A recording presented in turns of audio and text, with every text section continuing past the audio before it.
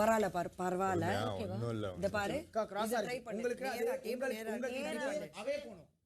உங்க கிட்ட கொஞ்சம் அவே போணும். நான் இவரு வர தாண்டி வர மாட்டேன். மாட்டாரு. ஹாய் ஹலோ எல்லாருக்கும் வணக்கம் and welcome back to our channel. Bigg Boss வீட்டுக்குள்ளே இன்னைக்கு முழு எபிசோட் என்ன நடந்துச்சு அப்படின்னு அந்த 1 hour எபிசோடில் போட்டதை மட்டும் நம்ம இங்கே பார்க்கலாம். அதுக்கு முன்னாடி ஒரு சின்ன ஹிண்ட்டு, அதாவது பார்வோடைய சப்போர்ட்டர்ஸ் இந்த வீடியோ ஸ்கிப் பண்ணிட்டு போகிறது நல்லது. பிகாஸ் பார்வை கழுவி ஊற்றிருப்பேன். ஸோ அதனால் உங்களுக்கு விருப்பம் இல்லைனா இந்த வீடியோ ஸ்கிப் பண்ணிட்டு போகலாம். இல்லை நீங்கள் பார்க்கணுன்னா உங்களுடைய கருத்துக்களும் வரவேற்கப்படுகிறது. வீடியோ முடிஞ்ச உடனே கமெண்ட்டில் கருத்துக்களை பதிவிட்டு செய்யுங்க. சரி, இன்றைக்கி எடுத்த உடனே என்ன நடந்துச்சு அப்படின்னு சொல்லி பார்த்தீங்கன்னா, திவாகர் மற்றும் பார்வதி இவங்க 2 பேருமே பேசிக்கிட்டு உட்காந்துக்கிட்டு இருக்காங்க. யாரை பற்றி தெரியுமா? கம்ருதீனை பற்றி பேசிக்கிட்டு இருக்காங்க. கம்ருதீன் வந்துட்டு அப்பப்போ வந்துட்டு அவன் பண்ணுறதெல்லாம் கொஞ்சம் மிஸ்பிஹேவ் மாதிரி தான் இருக்குது. அதாவது கொஞ்சம் தப்பாலாம் வந்துட்டு டச் பண்ணுறான் அப்படின்ற மென்டாலிட்டியில் பேசிகிட்டு இருக்காங்க. எனக்கு தெரியுது அவன் வந்துட்டு ராங்காக டச் பண்ணுறான் அப்படின்றது எனக்கு ஃபீல் ஆகுது. அது எனக்கு தெரியவும் செய்யுது. நான் அவனை அதுக்கேற்ற மாதிரி கொஞ்சம் தள்ளி தான் உட்கார வச்சுருக்கேன். நான் ஒன்றும் அவன்கிட்ட அந்த அளவுக்குலாம் கிடையாது. ஃப்ரெண்டுனா ஃப்ரெண்டாரு, அந்த பவுண்ட்ரியில் தானே வச்சுருக்கேன் அப்படின்னு சொல்லுது. எந்த பவுண்ட்ரியில்? அவன் கவர் போட்டு சாப்பிடுவேன்னு சொன்னதுக்கு காலையில் மத்தியானம் நைட்டு சாப்பிட்லாம் அப்படின்னு சொன்ன நீயாம்மா கவர் போட்டு எதை சாப்பிட்லான்னு சொன்னான்ட்டு அவனுக்கும் தெரியும். நீ கவர் இல்லாமல் எதை சாப்பிடுவேன்னு சொல்லிட்டு உனக்கும் தெரியும். இதை குழந்தைங்கள்லாம் பார்த்துன்னு உட்காந்து இந்த தமிழ்நாட்டுக்கே தெரியும் நீங்கள் எந்த மாதிரி கேவலமாக பேசிக்கிட்டேங்கிட்டு. அவ்வளோ கேவலமாக பேசிட்டு ஜெயிலில் அவரோட நெஞ்சில் பற்றி தூங்கிட்டு, ஆனால் இப்போ வந்துட்டு கமருதீன் என்கிட்ட பிஹேவ் பண்ணது விதம் தப்பாக இருந்த மாதிரி எனக்கு ஃபீல் ஆச்சுன்னு சொன்ன பற்றியா? அப்போவே தெரிஞ்சிச்சு நீ எவ்வளோ பெரிய கேவலமான ஒரு ஆள் அப்படின்னு சொல்லிட்டு. இதை விட கேவலமான ஒரு ஆளை பார்க்கவே முடியாது. அந்த மனுஷன் உனக்காக வந்துட்டு 2 வாரமாக அவ்வளோ திட்டு விஜய் சேதுபதி கிட்ட சம்மந்தமே இல்லாமல் உனக்காக வந்துட்டு சம்மந்தப்பட்டு திவாகர் துரோகின்னு சொன்னதெல்லாம் உனக்கு துரோகம் பண்ணதுக்காக. ஆனால் ஒரே செகண்டில் திவாகர் கிட்ட அந்த மனுஷன் வந்துட்டு தப்பாலாம் டச் பண்ணுறான்னு சொன்னியே, பா, இதை விட ஒரு கேவலமான பொம்பளையை எங்கே பார்க்க முடியும்னு தெரில. கண்டென்ட் கொடுக்குறாங்க அப்படின்ற ஒரே காரணத்துக்காக இப்படிப்பட்ட கேவலமான பொம்பளைங்களுக்கெல்லாம் சப்போர்ட் பண்ணிட்டு உட்காந்துட்டு இருக்க முடியாது என்னால். சாரி. ஸோ இதுதான் ஃபஸ்ட்டு நடந்தது. செகண்ட் என்ன அப்படின்னு சொல்லி பார்த்தீங்கன்னா, கிராசரிஸ் அமுச்சு வச்சுருக்காரு நம்மளுடைய பிக் பாஸ். உள்ளே இருந்த எல்லாத்தையுமே 3 முகமுடி கொலைக்காரங்களை உள்ளே அனுப்பி பிக் பாஸ் வீட்டுக்குள்ளே இருந்த எல்லாத்தையுமே அரிசி பருப்பு கடவுள்தம்பருப்புலேருந்து எல்லாத்தையுமே எடுத்துகிட்டு போயிட்டாங்க. அதுக்கப்புறமா என்ன ஆச்சுன்னா, கொஞ்ச நேரம் கழித்து எல்லாத்துலேயுமே ரொம்ப கொஞ்சமாக, அதுவும் இல்லாமல் தக்காளி வெங்காயம் இந்த மாதிரி சில விஷயங்கள் மட்டும்தான் அமுச்சு வச்சுருக்காரு. இதை வச்சு தான் இந்த வாரம் முழுக்க ஓட்டணுமா. அதுக்கு மேலே கிராசரிஸ் வேணும்னா அதுக்கு பிக் பாஸ் கொடுக்குற ஒரு டாஸ்க்கையும் ஜெயிச்சு அதுலேருந்து வர பாயிண்ட்ஸை யூஸ் பண்ணி மட்டும்தான் அந்த லாக்கர்ன்னு இருக்குல்ல, அந்த லாக்கருக்குள்ளே போயிட்டு அதுக்கான கிராசரிஸோ இல்லை துணிமணிகளோ அதெல்லாம் எடுத்துகிட்டு வர முடியும். ஸோ அதனால் வந்துட்டு ரொம்ப டஃப்பாக தான் இந்த வாரம் இருக்கும் அப்படின்னு சொல்லிட்டு நல்லாவே தெரிஞ்சுது. இதை தொடர்ந்து வினோத்துக்கும் திவாகருக்கும் ஒரு சண்டான இன்சிடெண்ட். அதாவது ஒரு யோகா மாதிரியோ இல்லை ஒரு ப்ராக்டிஸ் மாதிரியோ ஒரு எக்ஸசைஸ் மாதிரியோ வந்துட்டு நம்மளுடைய கேப்டன் அவர்கள் எல்லாருக்கும் பண்ணிக்கிட்டு இருக்காரு. அந்த சமயத்தில் எல்லாருமே நிறுத்துங்க அப்படின்னு கேப்டன் சொல்ல, திவாகர் பண்ணிக்கிட்டே இருக்கும் பொழுது, டேய் பைத்தியக்காரா நிறுத்துறா அப்படின்னு சொல்லிட்டு கேப்டன் சொன்னதாக சொல்லி அந்த இடத்துல ஒரு தப்பான வார்த்தையும் விட்டுருக்காரு நம்மளுடைய வினோத் அவர்கள். அதுக்கு வாட்டர்மெலன் ஸ்டார் பழைய மாதிரியே எகிரிட்டார். எப்படி பேசுகிறான் பார்த்தீங்களா அப்படின்னு சொல்லிட்டு. ஸோ வினோத் தன்னால் முடிஞ்ச அளவுக்கு அவங்களுக்குள்ளான சண்டையை வந்துட்டு நிப்பாட்ட தான் பார்க்குறாரு. பிரவீன்.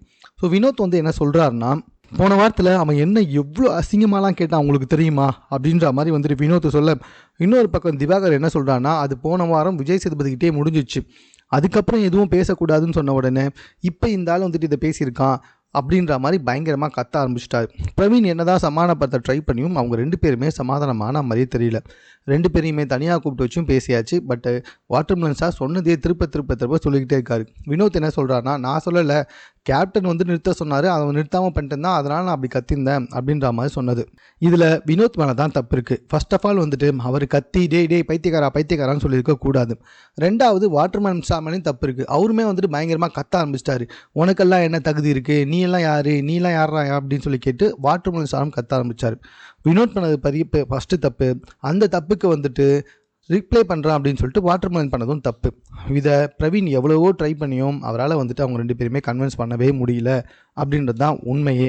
அதை தொடர்ந்து பிக் பாஸ் வீட்டுக்குள்ளே வந்துட்டு எப்படி ஒரு பரேட் மாதிரி கொண்டு போகலாம், இது ஒரு மிலிட்ரி கேம்ப் மாதிரி கொண்டு போகலாம் அப்படின்ற மாதிரி வந்துட்டு பிரவீன் கிட்ட பிக் பாஸ் சொல்லி பிக் பாஸே அரேஞ்ச் பண்ண ஒரு மீட்டிங்கில் சம்மந்தமே இல்லாமல் பார்வதி எழுந்து, என்ன இது ஒரு மிலிட்ரி கேம்பா அதை தான் பிக் பாஸே சொல்லிட்டாரு, அப்புறம் எதுக்காக நீ மறுபடியும் கேட்டே இருக்க, பிரவீன் என்ன சொல்கிறாருன்னா, அப்படி நினைக்கிறவங்க நினச்சிக்கலாம், அப்படி இருந்தால் சந்தோஷம் இல்லை, என்ன இது மிலிட்ரி கேம்ப், சரி ஆமாப்பா இது மிலிட்ரி கேம்ப் தான் அப்படின்னு சொன்னோன்னே அதை சொல்லு, அதை சொல்லாமல் ஏன் இப்படியெல்லாம் வந்துட்டு இது பண்ணிக்கிட்டு இருக்கேன்னு கத்துறாங்க. இல்லை எனக்கு புரியல, எதுக்காக இப்போ அந்த தேவையில்லாத பார்வதி கத்திக்கிட்டே இருக்குது, எனக்கு சுத்தமாக புரியவே இல்லைங்க. அவ்வளோ அசிங்கமாக இருக்குது, தேவையில்லாமல் கத்திக்கிட்டு இருக்கு. அங்கே இருக்க எல்லாருமே நான் நினச்சிருந்தேன் லைவ் பார்க்குறவங்களும் எபிசோட் பார்க்குறவங்க தான் காதை மூடிக்கிட்டு உட்காந்துக்கிட்டு இருக்காங்கன்ட்டு. ஆனால் பார்வதி கத்தத்தை பார்த்து உள்ள ஹவுஸ்மேட்ஸ் எல்லாருமே, வியானா உட்பட எல்லாமே வந்துட்டு காதில் கையை வச்சுன்னு உட்காந்துட்டு இருக்காங்க. அந்த மாதிரி ஒரு பஜாரி மாதிரி பஜாரி மாதிரிலாம் இல்லை, பஜாரி தான் கத்திக்கிட்டு உட்காந்துட்டு இருக்கா இந்த பார்வதி பஜாரி. ஸோ அவங்களால சுத்தமாக தாங்கவே முடியல. இதை கேட்ட பிரவீனை வந்துட்டு பாடா போடான்னு பேசுறது, போடா டே போடா வந்துட்டான் அப்படின்னு சொல்லிட்டு நாக்கம் அடிக்கிறது. இதையே பார்வதியை பார்த்து ஒரு ஆம்பளை பண்ணியிருந்தா இவ சும்மா இருப்பாளா? அப்படியே அந்த பொண்ணு கார்டை எடுத்துகிட்டு வந்துடுவான். ஆண்களும் பெண்களும் சம்மன் சொல்கிற இதே பார்வதி ஒன்று பொண்ணுன்றதுனால இப்படி பண்ணிட்டு இருக்கியா அப்படின்ற மாதிரிலாம் கேட்க ஆரம்பிச்சிருவா. சரி இவளை கூட்டு போயிட்டு தனியாக உட்கார வச்சு சமாதானப்படுத்தலான்னு பார்த்தா அங்கேயும் ரொம்ப அசிங்கமாக ரொம்ப கேவலமான ஒரு அட்டிடியூடை காமிச்சு ரொம்ப அசிங்கமாக ஒரு பெண் வந்துட்டு ஒரு ஆம்பளை அசிங்கப்படுத்தணும் அப்படின்னு எங்கேயுமே கிடையாது. அதே மாதிரி ஒரு ஆண் வந்துட்டு ஒரு பெண்ணை அசிங்கப்படுத்தணும் எங்கேயுமே கிடையாது. ஆனால் இவ்வளோ பொறுத்த வரைக்கும் பெண்கள் எல்லாமே ஒரு படி மேலே ஆண்களை அசிங்கப்படுத்தலாம் அப்படின்ற ஒரு எண்ணத்தோடு தான் வந்திருக்காளே, பார்த்தாலே தெரியுது. ஆண்கள் பெண்கள் மட்டும் கிடையாது, இவளை பொறுத்த வரைக்கும் இவ தான் மேலே, மற்ற எல்லாருமே ரொம்ப கீழே அப்படின்ற ஒரு அட்டிடியூடில் தான் இருக்கா. ஸோ அந்த அட்டிடியூடில் தான் ரொம்ப அசிங்கமாக வந்துட்டு பேசிகிட்டு இருக்கா அந்த இவரை பிரவீன். ஆனால் பிரவீனை பொறுத்த வரைக்கும் இவகிட்ட வாயை கொடுத்து வாங்கிக்கிறத விட எழுந்து போயிடலான்னு சொல்லிட்டு போயிட்டாரு. எனக்கு தெரிஞ்சு கமருத மாதிரியே பார்வதினையும் வந்துட்டு கொஞ்சமாக எல்லாருமே அவாய்ட் பண்ணிடுவாங்க அப்படின்றது ரொம்ப தெளிவாகவே தெரியுது. அந்தளவுக்கு ரொம்ப ஒரு எச்ச பஜாரி பார்வதி அப்படின்ற மாதிரி தான் வந்துட்டு சொல்லணும். ஏன்னா அந்த கான்வர்சேஷன் அவ்வளோ ஒஸ்ட்டாக இருந்துச்சுங்க. அது முடிஞ்சதுக்கப்புறமா என்னாச்சு அப்படின்னு சொல்லி பார்த்தீங்கன்னா, வினோத்து கூட சண்டை போட ஆரம்பிச்சிட்டான். ஏன்னா அந்த இடத்துல வந்துட்டு கேப்டனை வாடா போடான்னு பேசினது வினோத்துக்கு பிடிக்கல.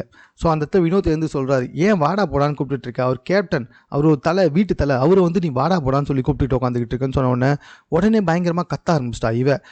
நான் அப்படி தானே அவனை எப்போவுமே கூப்பிடுவேன் அப்படின்னு சொல்லிட்டு. இந்த இடத்துல ஒரே ஒரு மைனஸ் பாயிண்ட் தான் இருக்குது. அதை வினோத் அந்த இடத்துல வந்துட்டு பிரவீன் தெளிவாக சொல்லியிருக்கலாம். நானும் திவாகர் மாதிரி பிரவீன் வினோத்னு சொல்லிட்டு இருக்கேன். ஸோ அந்த இடத்துல பிரவீன் ரொம்ப தெளிவாக வந்துட்டு சொல்லியிருக்கலாம். நார்மலாக பேசும்போது வாடா போடா மச்சான்னு கூப்பிட்றது வேறு, இவ்வளோ பெரிய பயங்கரமான ஹீட் ஆஃப் த போடா டே போடா உக்காரா அப்படின்னு சொல்கிறதெல்லாம் வந்துட்டு எவ்வளோ பெரிய தப்பு. இதை பண்ணிவிட்டு அதுக்கும் வந்துட்டு சப்பக்கட்டு கத்திட்டுருக்கு அந்த எச்ச பஜாரி பார்வதி.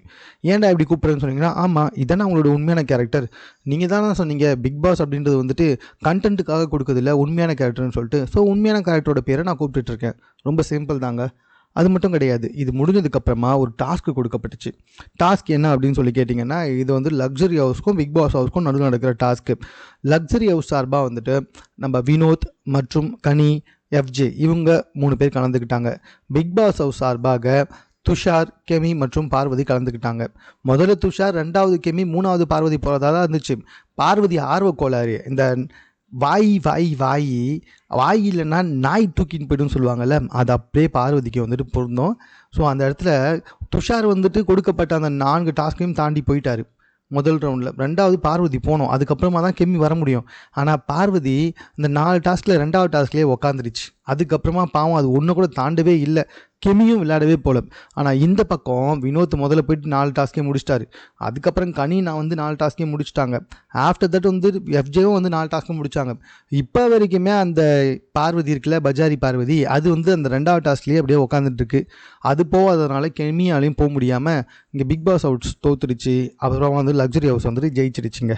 ஸோ இதை விட ரொம்ப இம்பார்ட்டன்ட் மேட்ரு என்ன அப்படின்னு சொல்லி கேட்டிங்கன்னா, தோத்ததை அக்செப்ட் பண்ணால் மட்டும்தான் எந்த இடத்துல நம்ம தோற்றோம் அப்படின்றத தெரிஞ்சுக்கிட்டு அதுக்கப்புறமா ஜெயிக்க முடியும்.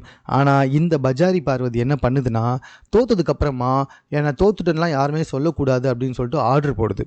அதாவது இவங்க இவ்வளோ போனதே பெரிய விஷயமா, எனக்கு ஆன்சைட்டி ப்ராப்ளம், இதெல்லாம் ரொம்ப டஃப்பான கேம், தோற்றதை முதல்ல அக்செப்ட் பண்ணிக்கோ, நான் தோத்துட்டேன், தெரியாமல் நடந்துருச்சு, ஸோ இதுக்கப்புறமா தோக்காமல் பார்த்துக்கிறேன் அப்படின்னு சொல்கிறது மட்டும்தான் ஒரு ஸ்போர்ட்ஸ்மேன்ஷிப். ஆனால் தோத்துன்ட்டு யாரும் சொல்லக்கூடாது, மூஞ்சை தூக்கி வச்சுக்கக்கூடாது. இந்த இடத்துல வந்துட்டு கெமியே போயிருந்தா கூட ஜெயிச்சிருக்க மாட்டா. ஏன் அந்த இடத்துல துஷாரே வந்துட்டு ரொம்ப கஷ்டப்பட்டு தான் போனான். இவ தோத்ததுக்கு அந்த இடத்துல வந்துட்டு இது பண்ணிக்கிட்டு இருக்கா, எக்ஸ்ப்ளனேஷன் கொடுத்துட்ருக்காளே தவிர தோத்ததை அக்செப்ட் பண்ணவே இல்லை. இதுலேருந்தே அந்த பார்வதியோட ரொம்ப கேவலமான ஒரு ஃபேஸை நம்மளால் வந்துட்டு பார்க்க முடிஞ்சுது. அதுக்கப்புறமா வந்துட்டு இதுக்கு கமருதீன் வேறு கூட்டு சேர்ந்த, லூசு கமருதீன், உன் மேலே ஓரளவுக்காவது அக்கறை இருக்குது, நீ வந்துட்டு உன்னை அந்த பார்வதி வந்து நீ அவளை டப்பாக டச் பண்ணுற அப்படின்னு சொல்லிட்டு திவாகர்கிட்ட பேசியிருக்கு. நீ என்னடானா லூஸு மாதிரி வந்துட்டு உக்காந்துக்கிட்டு இருக்காங்க. என்ன ஏதுன்னு தெரியல. ஆனால் கமருதீனை பார்த்தா எனக்கு ரொம்ப பாவமாக தாங்க இருக்குது. அதுக்கப்புறமா இந்த வினோத் கூட வந்துட்டு சண்டை ஆரம்பித்தா, செம்மையாக வந்துட்டு சண்டை ஆரம்பித்தா. பிகாஸ் ஆஃப் வினோத் அந்த இடத்துல கேள்வி கேட்டார்ல, உடனே வினோத் வந்து கேட்குறாரு, என்னை பற்றி பேசாத, உன்னோட இந்த வேலையெல்லாம் வேறு எங்கேயாவது வச்சுக்கோ, நான் யார்கிட்ட பேசணும் நீ சொல்லாத, நான் யார்கிட்ட சண்டை போடணும்னு எனக்கு தெரியும். இவன் மட்டும்தான் எல்லாத்தையும் சண்டை போடணும், இவன் மட்டும்தான் மற்றவங்க பேரை சொல்லணும், இவன் மட்டும்தான் மற்றவங்களை திட்டணும், இவன் மட்டும்தான் மற்றவங்களை கேள்வி கேட்கணும், இவன் மட்டும்தான் மற்றவங்களை வந்துட்டு புள்ளி பண்ணணும். ஏன் தன்னோட கண்டென்ட்டுக்காக மற்றவங்களை சாகடிக்க கூட தயங்காத ஒரு கேவலமான கேரக்டர் தான் பார்வதி. அதையே யாராவது இவளுக்கு பண்ணிட்டா அவ்வளோதான், ஈன்னு கத்தி அப்படியே அராஜகம் பண்ணி உட்காந்துருவா இந்த பார்வதி. இந்த வாரம் போயிட்டா கொஞ்சம் நல்லாயிருக்கும். ஏன்னா மற்றவங்களோட கேமை நம்மளால் பார்க்க முடியும். வெறும் இந்த பஜாரி மூஞ்சை மட்டும், இந்த பஜாரி கத்ததை மட்டும்தான் கேட்டுக்கிட்டு உட்காந்துட்ருக்கோம். மேபி வேறு யாராவது பேசினா கொஞ்சம் கேட்கறதுக்கு வாய்ப்பு கிடைக்கும் இந்த பஜாரி போயிட்டா. அதுக்கப்புறமா இந்த லக்ஸுரி ஹவுஸ் ஜெயிச்சாங்கல்ல, ஸோ அவங்களுக்கு 1000 பாயிண்டுகள் கொடுக்கப்பட்டுச்சு. அவங்க தான் லாக்கருக்குள்ளே போகணும். உள்ளே போனவங்க வந்துட்டு ஒரு நல்ல எண்ணத்தோட 2 டீமுக்கும் தேவையானதை எடுத்துகிட்டு வரலாம் அப்படின்னு சொல்லிட்டு எடுத்துகிட்டு வந்தாங்க. அதில் 1000 பாயிண்ட்டுக்கு அதிகமாகிட்டா எதை வச்சுக்கணும் வேணான்றதை வந்துட்டு பிக் பாஸ் ஹவுஸில் மேட்ச் தான் முடிவு பண்ணணும்னு நம்ம பிக் பாஸ் சொல்லியிருந்தார். உடனே பார்வதி எகிரி குதிக்கிற, ஐயா அதிகமாகிடுச்சு நம்மளே முடிவு பண்ணலாம் அப்படின்னு சொல்லிட்டு அந்த இடத்துல இவளுக்கு பெரிய கெட்ட பேர் வந்துடும் தெரியும். உடனே என்ன பண்ணிட்டா, சாரி நான் வந்துட்டு தப்பாக இது பண்ணிட்டேன், என்னை மன்னித்து விடுங்கள் அப்படின்ற மாதிரி வந்துட்டு அப்போ மட்டும் மன்னிப்பு கேட்குறா. மன்னிப்பு கேம் விளையாடாத மன்னிப்பு கேம் விளையாடாத, இப்போ ஒரு எச்சக்கலை வேலை பார்த்துட்டு அதுக்கப்புறம் நீ மட்டும் எதுக்காக வந்துட்டு மன்னிப்பு கேட்குற?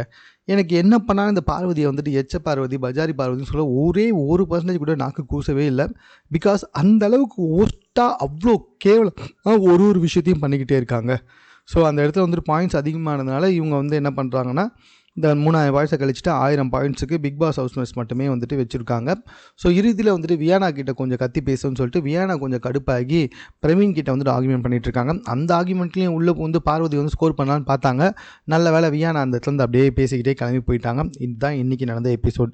தேவையில்லாத ஒரு சண்டை, தேவையில்லாமல் வினோத் அசிங்கப்படுத்தினது, தேவையில்லாமல் பிரவீன் அசிங்கப்படுத்தினது, தேவையில்லாமல் எல்லா சண்டையும் போட்டுக்கிட்டு உள்ளே நான் ஒரு ரவுடி மாதிரி தான்டா இருப்பேன் அப்படின்னு உட்காந்துக்கிட்டு இருக்கா பார்வதி. இது சம்மந்தமாக உங்களுடைய கருத்து என்னன்றதை கமெண்ட்டில் தெரியப்படுத்துங்க. மேலும் இது போன்ற செய்திகளோடு கூட தெரிந்து கொள்வதற்கு சென்னை சேனலை சப்ஸ்கிரைப் பண்ணுங்கள்.